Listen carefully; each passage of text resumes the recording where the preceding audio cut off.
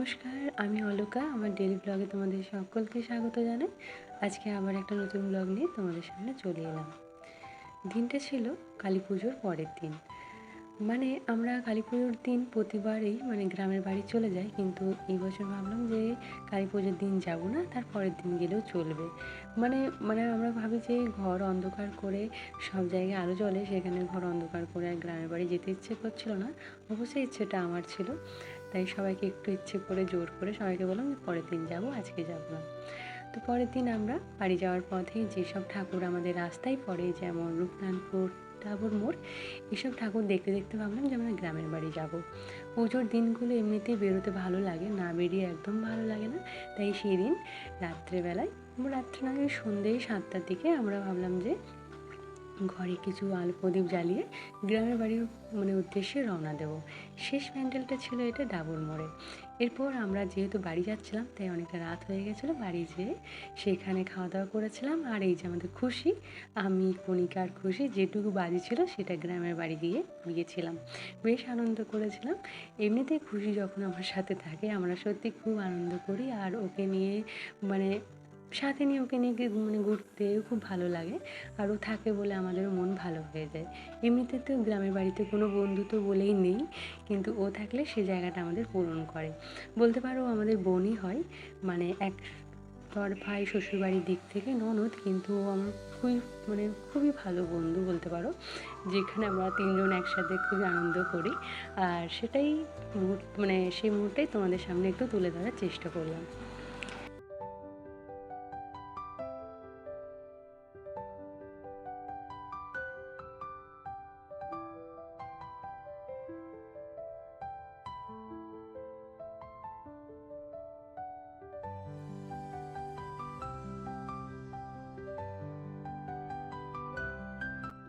খুশি আমাদের সাথে থাকাকালীন কখন সময় পেরিয়ে যায় আমরা বুঝতে পারি না, কারণ একসাথেই থাকি। ও বলতে পারো আমাদের বাড়িতেই থাকে, ওই আমাদের বাড়িগুলো দেখাশুনো করে। এরপর আমরা দেখতে গেছিলাম পরের দিন ঠাকুর দেখতে, তাই খুশিকে নিয়েছিলাম।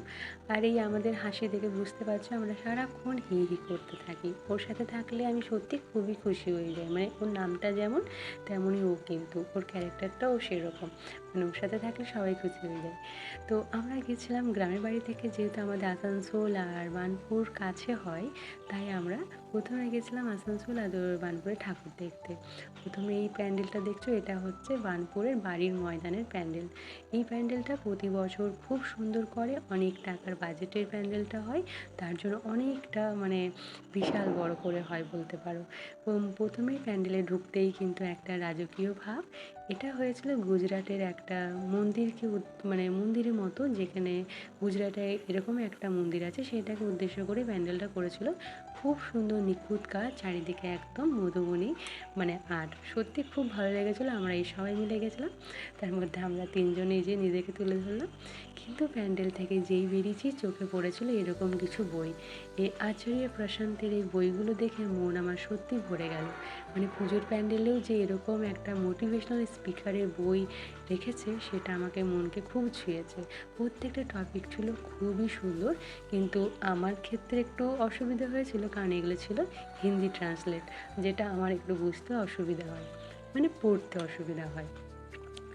তারপর আমরা চলে গেলাম নেক্সট প্যান্ডেলে। প্রত্যেকটা প্যান্ডেল কিন্তু খুবই সুন্দর ছিল। বার্নপুরে এরকম অনেকগুলো প্যান্ডেল হয়ে থাকে, আমার হয়তো এখন নামগুলো একটাও মনে নেই, কিন্তু এই প্যান্ডেলে এই চারিদিকে যে একটা মন্ত্র লেখা ছিল, বলতে পারো ওটা খুব ভালো লেগেছিল আমার। আর আমরা যেহেতু ঠাকুর দেখতে বেরিয়েছিলাম 10:30টার পরে, তাই এখন না পুরোটা একদমই ফাঁকা, মেলাতে একদম লোক নেই বললেও চলে। তাই বাড়ি থেকে খাওয়া দাওয়া করে এসেছিলাম, কিন্তু তাও ভাবলাম যে একটু টুকিটাকি খাই, কারণ বাইরে বেরিয়ে কিছু না খেলে মনে হয় যেন পুজো ঘোরাই হয়নি আমাদের। কিন্তু আমরা বাড়ি থেকে খাওয়া দাওয়া করে ঠাকুর দেখতে বেরিয়েছিলাম। তারপর এসেছিলাম একটা ক্লাবে। এই ক্লাবটারও নাম আমি ভুলে গেছি, কী নাম আমি এখনও মনে নেই, কিন্তু এটা পুরোপুরি করেছিল হচ্ছে একটা বার্নপুরের পুরো যে কারখানা, সেখানকার সিটি সব কিছু যেন ওরা পেন্টিংয়ের মাধ্যমে তুলে ধরেছিল। চারিপাশটা বার্নপুরের শহরটা কেমন, কোথায় কী আছে, রেলওয়ে স্টেশন থেকে শুরু করে সেখানকার পুলিশ স্টেশন সব কিছু যেন ছোটো ছোটো ছবির মাধ্যমে পুরো বার্নপুর শহরটাকে তুলে ধরেছিল। শেষমেশ আমরা এসেছিলাম হচ্ছে লালগঞ্জ ক্রস করে আমাদের নুনি মোড় বলে সেই জায়গায়। সেখানে কিন্তু দুটো ঠাকুর হয়, একটা এপার একটা ওপার। যারা জানো আশা করি তারা বুঝতে পারছো।